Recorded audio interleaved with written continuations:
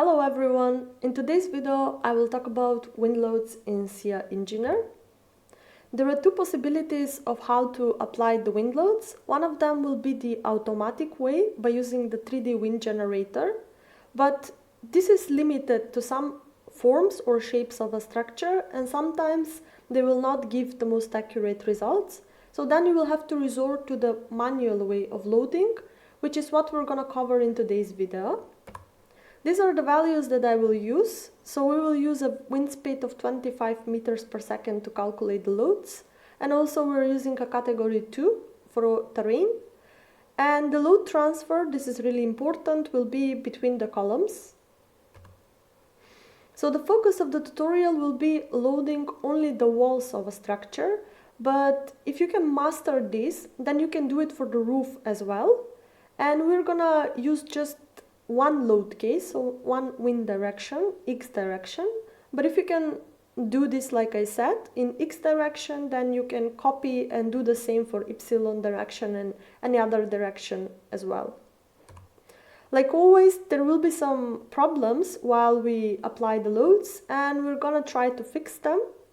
And at the end of the video, I will show you one common mistake, how to avoid this and why it's not working. So let's start with the video now, with the example.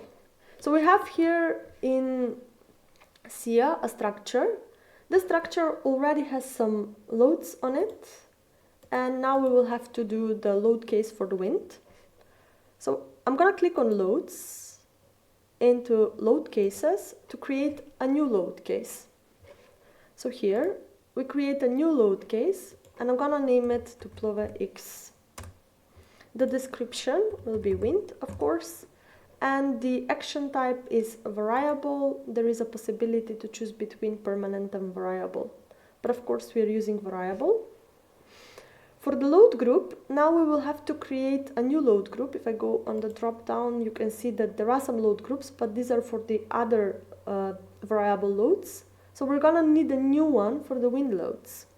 Okay, if I go to the three dots, this will redirect me to the window of the load groups, which is here. And now I can create a new load group. So I go to the create load groups, and I will name it Plove.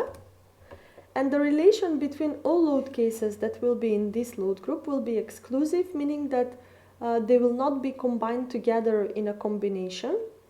The load is of course variable, and the load type will be wind. And this is really important to set it correctly if you are working with the automatic combinations, so that the software will know which coefficients to use. Okay, then this is finished, and I'm gonna close it. And before starting to apply the loads, now I will go to the combinations just to make sure that everything is in order. So we have here two automatic combinations. One of them is for the ultimate limit state, the other one is for the serviceability.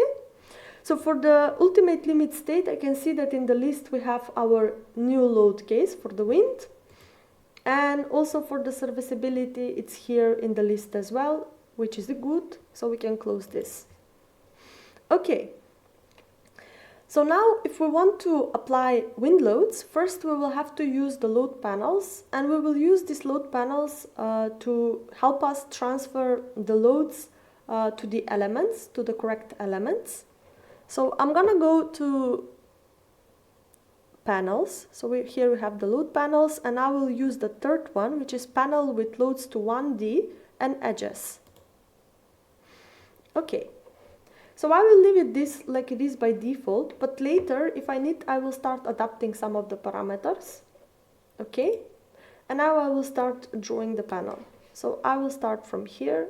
Let's start with this facade to here, to here, to here, and end it. And next, I will also draw the panel for this facade. So here, here, and this one as well. Okay, then I go escape and another escape to deselect. The two other, I'm gonna do them with copy later, so I will finish them later.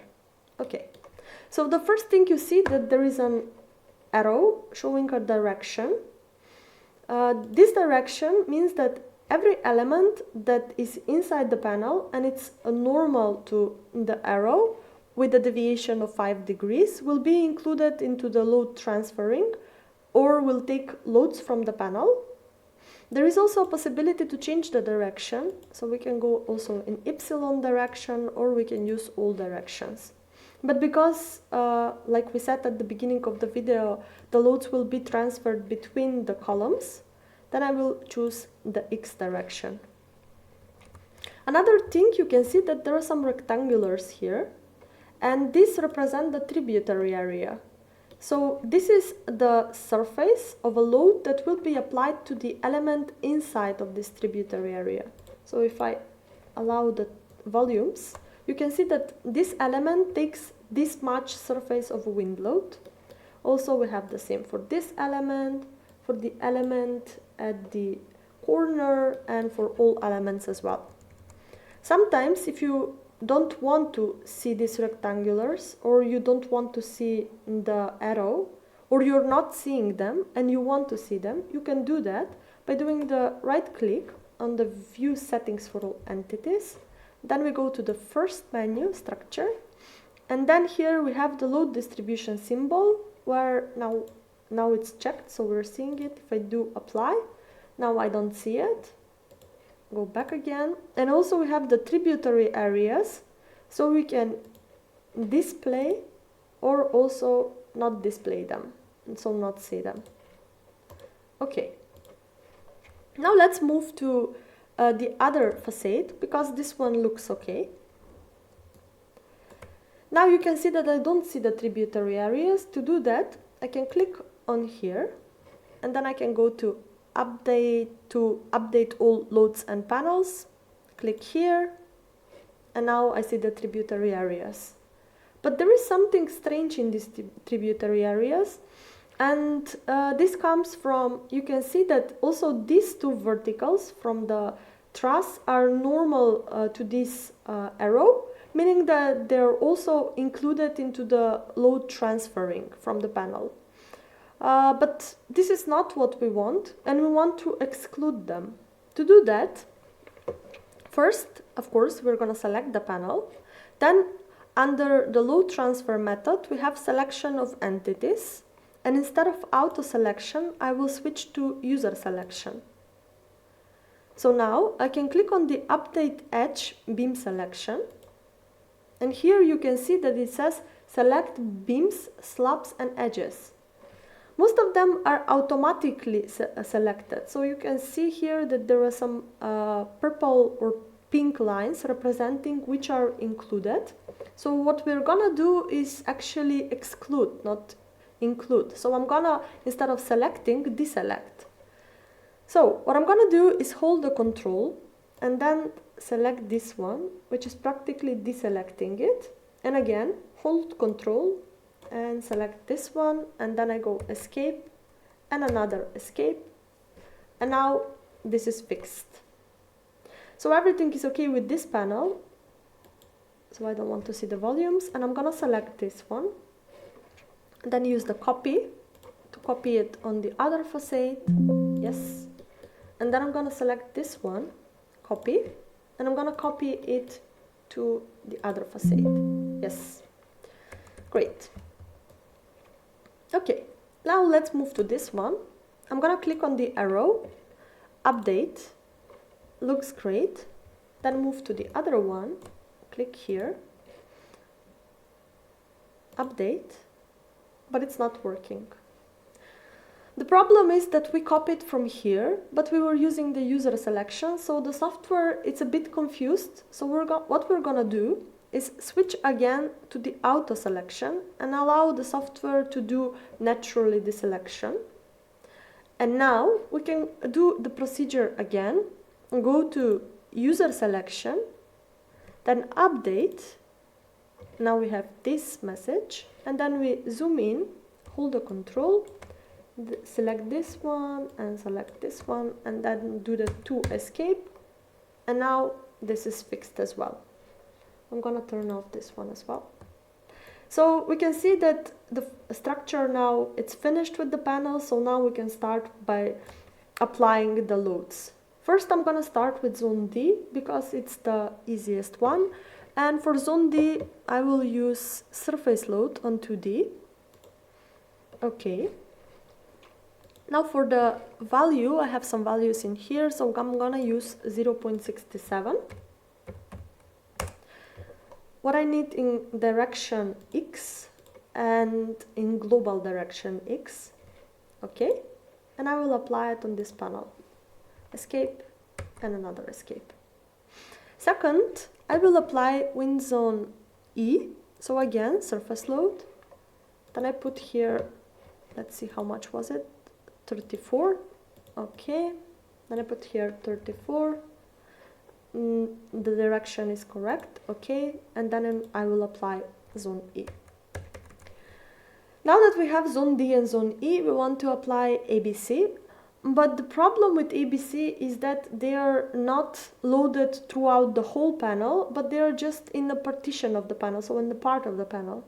So now we cannot use the surface load, but we will have to use the free surface load.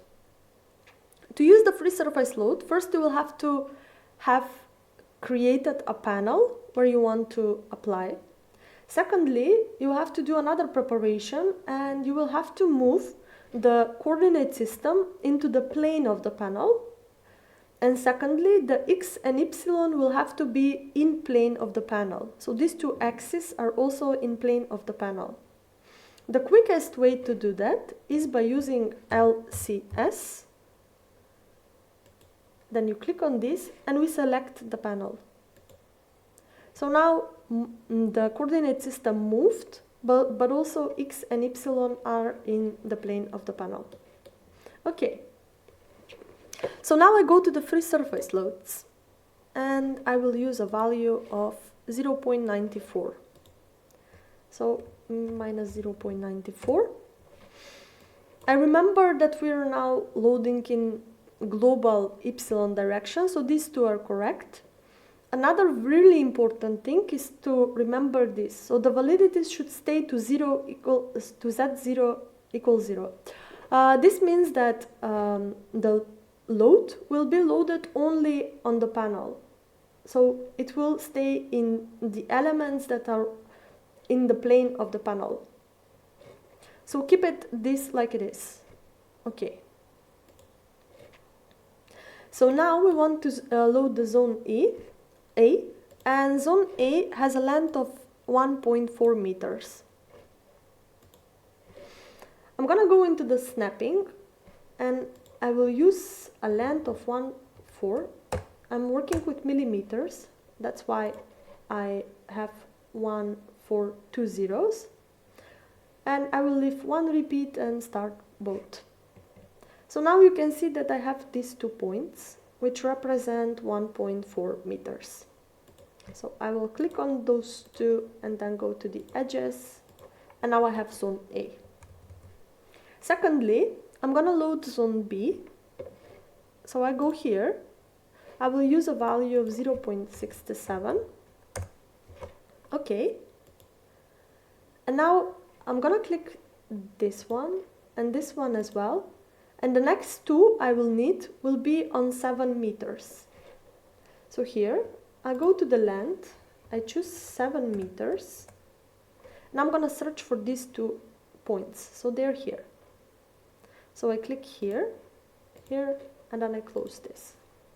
So here is zone B, and last I will need to load zone C. So I go here, I will use a value of 0.47. So I'm gonna correct this. Okay. And then I will click maybe from here to here to here to here and to here. Okay. So the 3 of them look great. And now I'm gonna select them to avoid moving again the coordinate system and doing everything all over again. I just copied them, then I go to copy, and then I take from here, and then I'm gonna copy them to here. Okay. But the direction is incorrect. So what I can do is select each of them and one, change it from minus to plus. This one as well, from minus to plus. And this one as well. Okay, so now I have all the loads. If I want to see how they're redistributed between the elements, what I can do is click on Generate Mesh. And now I can see the generated loads. So these are for zone C. I can see that they're around 1.59. Here there are two loads, or two line loads. One of them comes from zone C, one of them comes from zone B. Similar situation maybe in the corners. One of them comes from this direction, the other one comes from the zone D. And we can conclude that the structure or the transferring of the loads was correct. So if we want to see how it looks on a fully loaded structure, it should look something like this. So now we have our three zones A, B, C. Here we have a D. Then we also have loads on the roof. And this is for X direction. We also have the Y direction. I can also go to the generated, so I go to view settings. Then I click here, no, but here. Instead of original, I want to see the generated, apply, okay. So now I see the loads from the wind. And now if I deselect this, if I want to see the deformations of the structure, so I have set here filter to type of beam columns. Maybe I can go to load case and select W-X. So here is how it looks. And we can also see it in W-Y. And this is the situation in there. Okay, before I can finish this video, I will go back to my example. And now I will show you one common mistake that beginners would do and why it's not correct. So the first thing to do is I will go right click, view settings for all entities, and I will switch the generators to original. This is taking me extra steps because I'm using SCIA 22, but the best thing about SCIA 24, which I will film my next video in, will be that the generators are moved here, so you can do it pretty quickly. So remember that.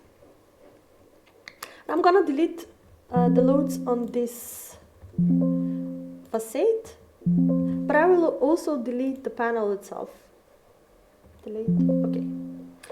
So sometimes people don't want to use the free surface loads, which is understandable, or want to avoid using them because it takes extra effort and they're more prone to mistakes. What they're gonna do is the following. So I'm gonna draw a line. Okay, I will draw this line. Escape. And I'm gonna copy this line. Copy from 0 to 1, 4, and another in 7 meters. Okay. So what they're gonna do is draw 3 panels instead of 1. Okay. So one panel here, second panel here, and a third panel here. And they're gonna say, okay, these 3 panels are gonna represent each zone. Great. So I go now to surface load because I can use it. And I'm gonna use the value of 0.94. Okay. Select this one. But I'm in the wrong direction, so I will switch to Y. Okay. Then I go again to surface load, 0.67. Okay, then I select this one. And the last one will be 0.47. Okay, and then I will select this panel. Now I'm gonna generate mesh. Okay, and then I will go right click, view settings, and then I will switch to generated loads. Okay, so now you can see that some of them look okay. So this one is exactly the same with this one as well, but there are some differences between this one here as well and here as well. So where does this problem come from? So let's say that this panel ends here. So I'm gonna open this as well. This means that this panel does not cover this element or doesn't take into account this element. This element is not part of this panel. That means that this element has the following tributary area. And in reality, it should transfer the loads up to here. So half of this would go to this element and half will go to this element. But this is not the situation, as this element is outside of this panel. Similar thing happens for this element. So if I select this one, it's not half, but it's more than half that goes to this element, while this one takes significantly less. So this is incorrect, and I would advise you not to do this, of course. And what you're gonna have to do is work with one panel and with the free surface loads. So with this I will end today's video. I hope you liked it and see you in my next video. Bye.